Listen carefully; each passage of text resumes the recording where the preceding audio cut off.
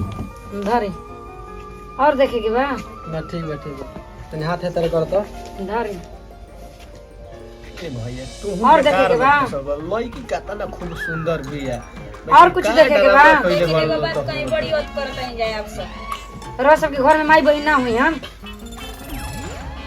दिखा दे लोग के मैं दिखा दो मन वही रौरा इज्जत बताइए जो उघार दी जो रौरा देखे वाला बाटे घरवा में दिखा दो ये लोग के जवन पसंद बताओ दिखा दो हां बोली ना काई जी तो कहीं हम नाच दी सबर हो जाई काहे जी कहां चुप लगा गई बोली बोली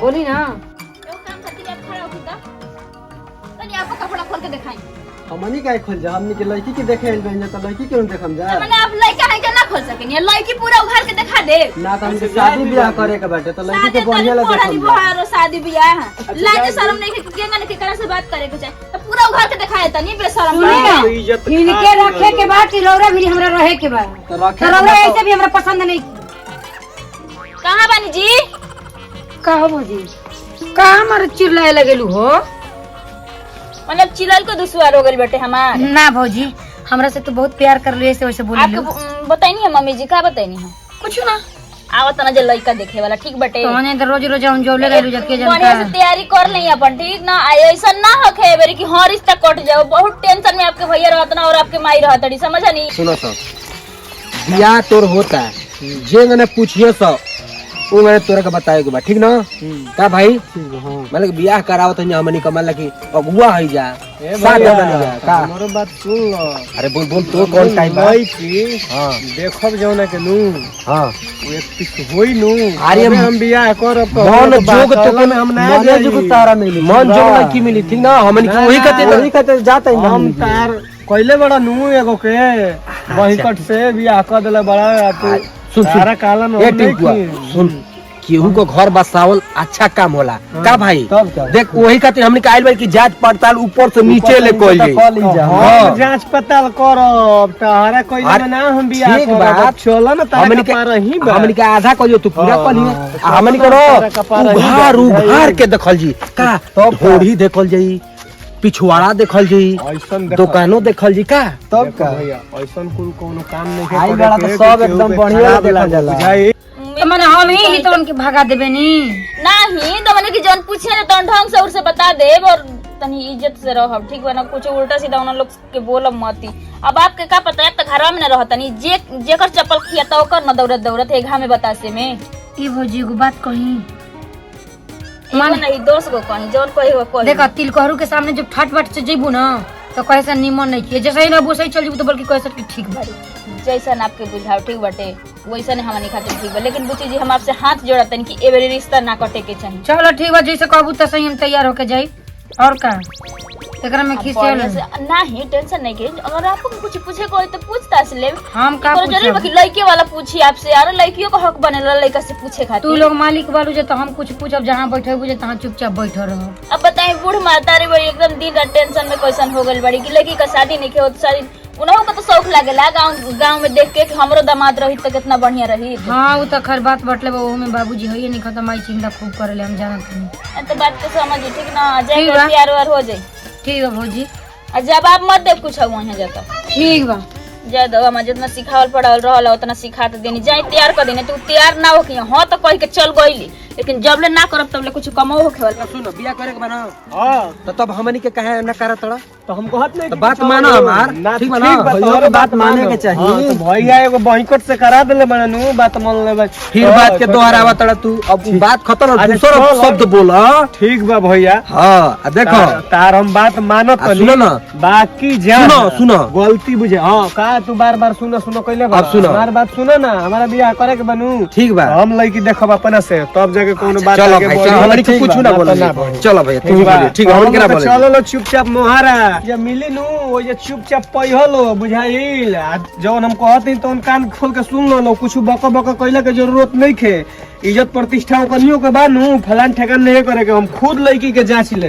बुझाई उनके के इतना जांच ले कि जीवन में सोचले ना हो कि कितना इंटरव्यू दी है बारा चलो ना तू ए बारा तू खाली हमर देखी तब तू कहियो कि हाँ भाई केहू बाड़े चुपचाप तू लड़की देखी हो तारा के सम चेता देते आ तू ओइया जवन मिली तो खइलो दोनों चुपचाप। जब कहते बड़ा बार बार तो हम मुंह में ताला मार के आराम से चुपचाप रह जी। तो ठीक है बा बड़का भैया तू सुन लो बुझाइए बार बार चेताओ तो नहीं एक बार ना बोलो। हाँ ठीक बा ना ए बाजी 72-76 बानी जाए ये द्वार हो ये हाजी हमनी के आई जा प्रणाम प्रणाम प्रणाम जी 72 तो बनी 76 बोल बनी बाहर। चल ठीक बा तो के बा बोलाई बोला दे मम्मी जी ए मम्मी जी आए देखी आइल बनी जा। अच्छा ठीक है बैठी जा हम पानी उनी लेके बैठो भैया बैठो बैठो हो बबुआ, बैठो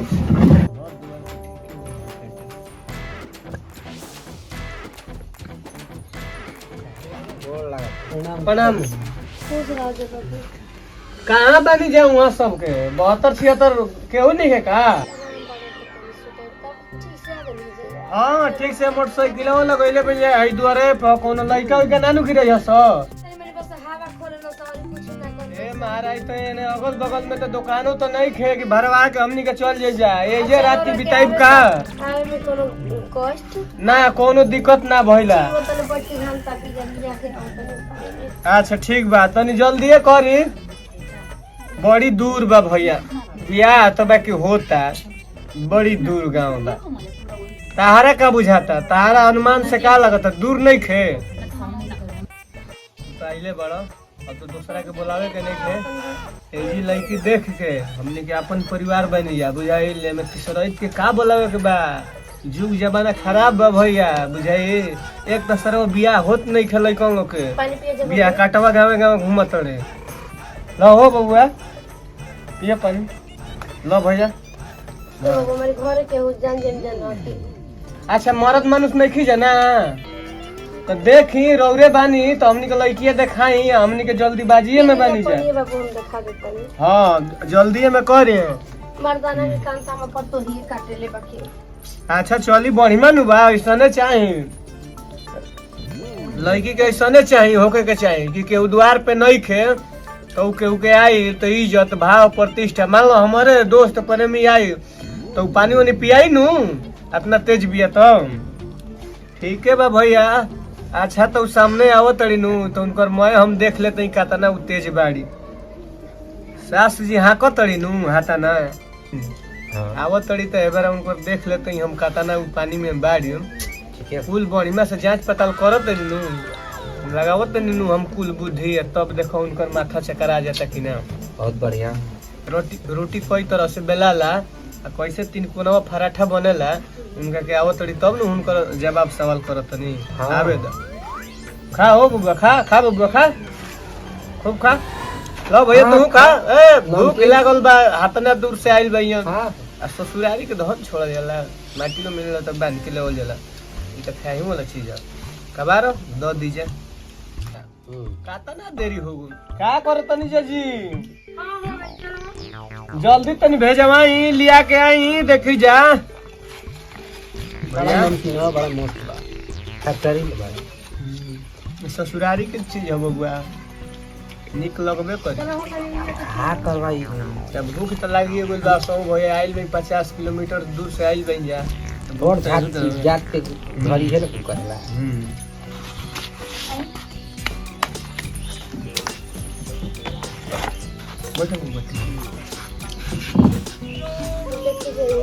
सबके प्रणाम। प्रणाम भैया तू तो ओकर बियाह करैला छोटका के तो वो तो बियाह तू हाल से करा देलो तू अब लड़की से कुछ पूछो हम पकड़े के तैयारी बबुआ देखी हम चाहे हमार पतो ही बाटल नहीं की जन्नी जे हमार घर के जो भी बाड़ी ये बाड़ी तो बतियो कने हम तो चाहे पकड़ के ना ना ना ना रहे दे शादी बियाह होता तो खाए पिए के नु बा रहे दी हमनी के कोनो जरूरत नहीं है ना ना ना ना ठीक बा सब ठीक बाटे लड़की से कुछ ले जा हमनी के आ सब हमनी के सब ठीक बाटे लजाए डरा के नहीं जा देखी जा हमार लड़की पढ़ल लिखल बिया काम धंधा में सब माने कुल चीज में तेज बिया जन्नी जा आ ले जाए में तो वो सब काम जा कि हां परिवार पौले बानी। अच्छा तो ठीक है का नाम है बच्ची सविता मौर्य सविता मौर्य ननियाल कहाँ होता सिकंदर नाना के का नाम है राकेश राजा कितना तक पढ़ल हो 10 तक 10 तक पढ़ल हो। एग्जाम दे देले बड़ू के अभी देबू? ना दे दिले बनी। खाना वाना बनावे जाने लू? सब बना ले लू? अब बना ले बनी सब। ये रोटी भुजिया पराठा वराठा पकावे लू? कुल चीज आवे ना। कुल चीज जी थरिया साटे लगब जा इतना बढ़िया खाना बना। हमार माता जी अगर खाना बढ़िया ना बनेबू नु तो एको दिन के गुजारा नहीं के रखी है ना, यही से पहले तारा से बता देतनी। खाना बनावे आवेला? अनु हां तब तो ठीक है बा भैया। हाँ तब खाना जब बनाइए लेती है लड़की 10 में कहती है कि एग्जाम दिए दिले भाई। हाँ हाँ तब भाइयों के पसंद पड़ जाई। ठीक है बा, बात करो। हाँ कोनो दिक्कत नहीं है। लड़की तो खूब 4 फीट भी है, हाँ हाइट वगैरह खूब बढ़िया। सब। हमारा लड़की पसंद भी है भैया, बियाह करम तो हम लोग के देख ले। और कुछ पूछे के बा हमारा से? ना हमर भौजी पूछी हां। अच्छा तो ठीक है बा। अच्छा आपका नाम का है जी? हमार नाम लखेदन नाम है। को भाई बानी जे?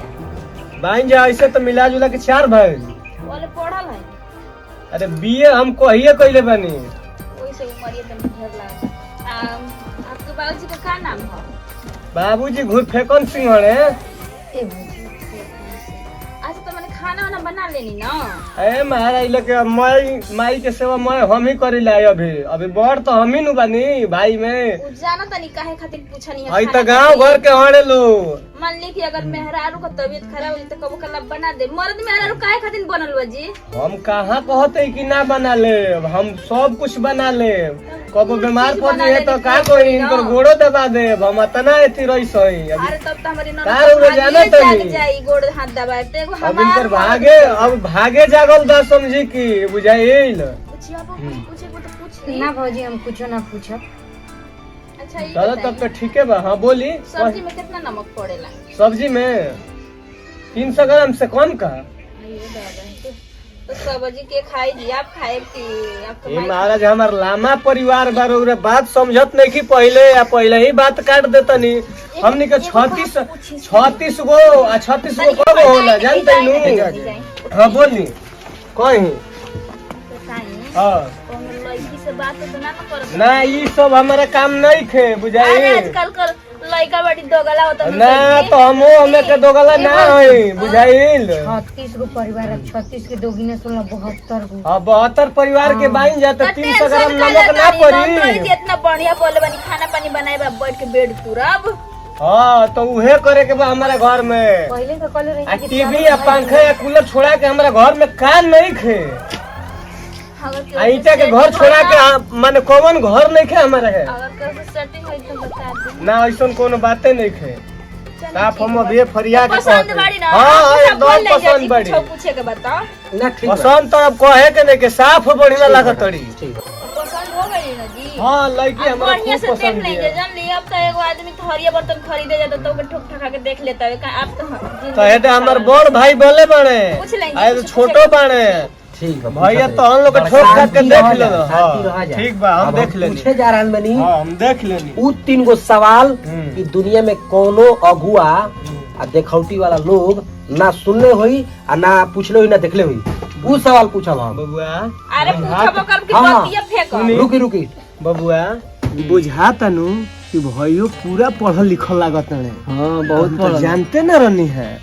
आई पते नहीं के बहुत एमे भी ये सब कइले बने बुझाता। हाँ। पूछो पूछो भैया हाँ। पूछो। भौजी तू चुप रही हम निपट लेते हैं। हाँ बोली क्या कहता है? तनी गोड़ उघार के तक देखाओ तो। धरी और देखेगी बा ना ठीक बा तनी हाथ है तर कर तो। धरी और देखे के बा? लड़की कितना खूब सुंदर भी है। और कुछ देखे के बा? देखिए एगो बात कहीं बड़ी ओत करत नहीं जाए आप सब। रह सबके घर में माई बहन ना हुई हम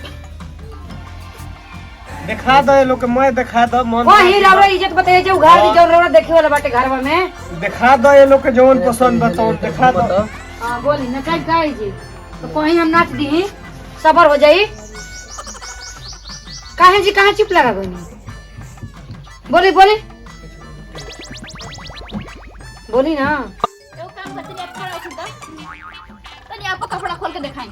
हमनी काहे खोल जा हमनी के लड़की के देखे आइल बहिन त लड़की के देखम जा मैंने आप लड़का है के ना खोल सकेनी लड़की पूरा उघार के दिखा दे ना त हमके शादी ब्याह करे के बाटे त लड़की के बढ़िया लगे देखम जा बुहारो शादी ब्याह लाज शर्म नहीं के केंगा ने केकरा से बात करे के चाहे तो पूरा उघार के दिखाए तनी बेशरम इज्जत इनके रखे के बाद कि रौरा भी हमरा रहे के बाद तो रखे तो रौरा ऐसे भी हमरा पसंद नहीं की तो हम लोग के रास्ते में चेतैले नहीं है बाकी ना मनल उहे काम कर खाली कोई तो उधर है पीछे से जौन इज्जत बात तो कहीं ले उतारी लिया तो? लो मैं तोरा की जा भाड़ लेता है। का कही कोही उतार दे तनी कपड़वा मैं इज्जत ले ली हलो रास्ते में मुंह काटा चेतैले काटा नहीं। नहीं। चल अब इज्जत रहे ना दे बोलो तो हम लोग के तन रौरा एकदम हिंजड़ा वाला बात करता नहीं जायल बने बियाह करे का हो भौजी बेशरम कोई के और चले पुलिस कौन खोजले बड़ू जाओ तरीकी के गने लड़की देखल जले पता नहीं नन के कौन बोला देला से लड़की देखे के भगवान जी ढंगे से और नहीं खेई हनी के इनन के माई बहन के गने देखे से तो लाज शर्म घर के पी गइल बा देखा दिया सब घर के उन्हनो के अब कतही हमर बियाह मत बतिया जा बतिया तो पहले पूछ ले भाई लड़की कायदे से देखबा आ कायदे से अइबे देख के जेब तबे बियाह होई ना त हम ना बल्कि जानी कोनो मछरी ना है कि सब हाँ। ठीक ना शादी ना, ब्याह ना। होई ना आयल ना त काल होखबे करी चल ना होई शादी होई बाप रे बाप की जा उठावा हो जा उठावा